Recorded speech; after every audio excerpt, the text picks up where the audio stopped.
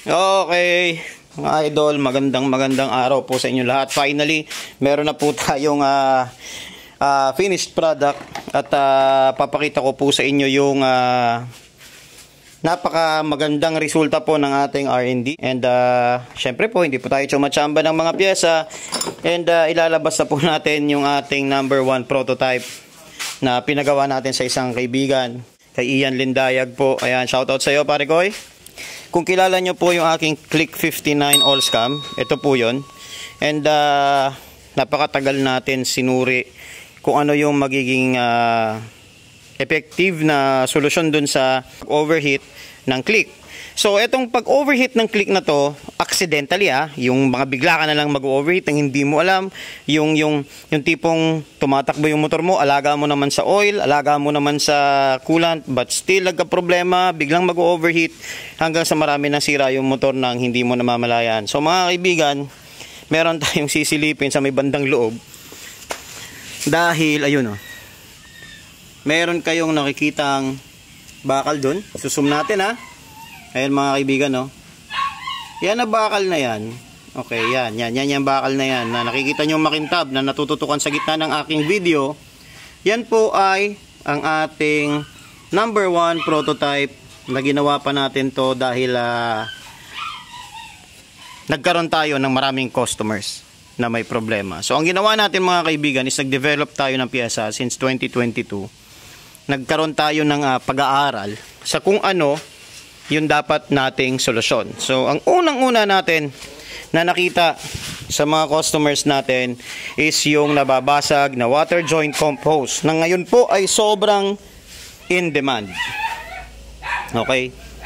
Ang masaklap po dito sa part na to, kung napapansin nyo po yan, ayan, lusaw na wala na yung kahati. Okay? At yung isa naman po nito, papakita ko sa inyo sa video dahil pinadala ko dun sa may-ari. Dahil may iniwan sa amin na Click, gano'n na po yung problema. Now, ito pong stock is available to, nabibili naman to. Yun nga lang, ang problema kasi dito, hindi natin mamamalayan kung kailan tayo magkakaproblema. So, meron tayo nung tipong pangamba habang gumagamit ng motor. Ang pinakauna kong ginawang solusyon dito mga kaibigan, dito ako nagkaroon ng isa din kaibigan, si Ian Lindayag, ayan. Nagpagawa kami ng ganito.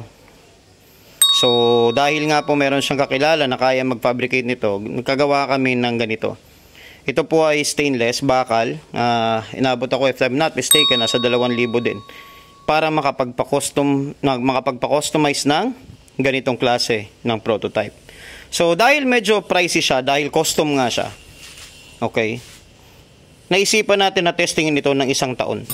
So, hanggang sa nanawa na tayo gumamit ng 1 taon, dahil hindi siya nasira and very positive yung kanyang effect, naisipan natin na gumawa ng totoong CNC made na joint comp. Gumawa tayo ngayon ng legit na CNC made na joint comp. Ngayon ito mga kaibigan, nakita nyo yung nandun sa Click ko, andito po yung isang prototype sa makina ng Click 150 ko. Ito, yung mga kaibigan ay Click 125 Ito po ay Click 150. Ayan. So ito po yung nakikita nyo na pinopost ko na drawing.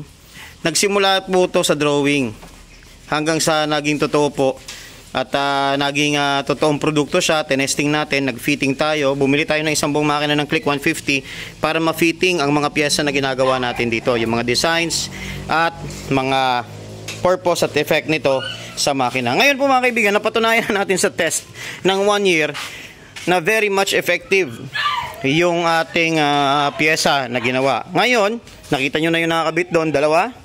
Ito yung daily, dahil bugbog araw-araw, kargado yung motor pero naka-stock pipe, so yung init nito sobrang taas and dapat po ay pumutok na yung nakakabit doon na o-ring kung hindi pwede. At sana naman, di ba, nagkaroon siya ng problema para mapatunayan natin sa sarili natin na kailangan pa ng improvement. But then anyway, mga kaibigan, hindi po siya nagkaroon ng issue. So ang nangyari po sa kanya is tumuloy na tayo sa mass production ng pyesa. Okay, so ladies and gentlemen, eto na po yung pyesa natin. Military Spec 3 anodized.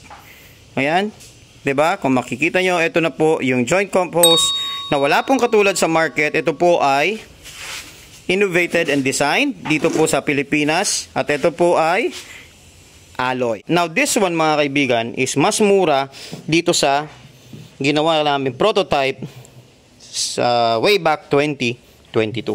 Dalawang produkto nagsimula sa drawing, naging actual, okay, at ginawa natin na mas mura at CNC made. Ito po ay in R&D natin for 2 years. Hindi po tayo nagbiro sa pag-develop nito. Wala pong lumalabas ito sa market. And this is actually po mga kaibigan is panigurado na hindi na po kayo magkakaaberya ng ganun-ganun lang. Dahil po sa sobrang dami natin na na-experience na nagkakaroon ng paglusaw ng joint compost na yan, pati po sa mga sasakyan daw, meron din palang mga sasakyan na nakaganyan, pinapalitan na daw po nila ng bakal. Dahil nga po sa mga bigla-bigla na lang titirik at nag-overheat yung sasakyan at sandamakmak po ang pwede pong madamage nito. Gaya po sa click, kapag ka po minalas-malas kayo, tatamaan po yung connecting rod, tatamaan yung bore, at magwa-warp po yung cylinder head. So doon po magsisimula yung mga singaw-singaw, malaki po yung gagastusin nyo. So para maiwasan yon, para ma-avoid natin yung malaking problema, isa po ito sa pinakamalaking tulong para masalba yung bulsa nyo sa posibleng malaking gastos. Okay? Kahit branded po yan, meron po at meron talagang lumalabas na problema. So kagaya po na sabi ko mga kaibigan, sa ganitong produkto, sa ganitong brand, di porke Honda, maganda na yan. Meron talagang lalabas yan na imperfection. So kagawan lang natin ang paraan yon para mabawasan yung sakit ng ulo ng ating mga kapwa rider. Okay? Dahil nga dun sa issue na yon, dahil doon napabili tayo ng N-Torque. Kasi tinutukan natin to na bugbugin. At the same time, ito pong N-Torque natin ngayon, binubugbog ko din. Kahit nalalait ako dito kasi mekaniko daw ako, bakit ako gagamit itong N-Torque na to? Well anyway, buti na lang si N-Torque, wala siyang issue na kagaya ng na-encounter natin sa 125 natin na click. Okay, so yun po ay honest review lang. Itong N-Torque ko, walwal kong walwal gamitin kasi wala po itong radiator. Okay, ito po ay air-cooled mga kaibigan. So medyo less ang ating sakit ng ulo. Now mga kaibigan, I hope nakatulong po yan sa inyo. Yung mga comparison natin, mga honest review natin tungkol sa mga motor. Ilang kilometers na ba itong N-Torque ko? 10,000 plus na ito eh. Yan. So kung makikita natin mga kaibigan, meron na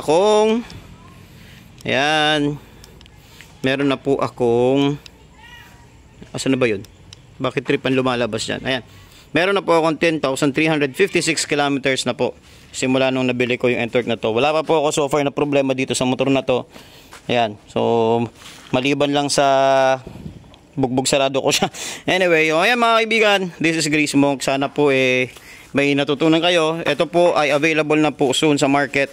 At alam ko kay Pete's Bike by March nandito na po ito sa Pilipinas. Pwede po kayo mag-inquire sa kanila para po malaman nyo po yung presyo dahil mas mura po ito doon sa 2,000 na pinagawa ko. This one, bago mo po matunaw to, baka tunaw na po yung ibang pyesa ng motor, hindi nyo pa po ito masisira. Okay? So ayan mga kaibigan, this is Gray Smoke. Magandang araw po sa inyo lahat. God bless and peace.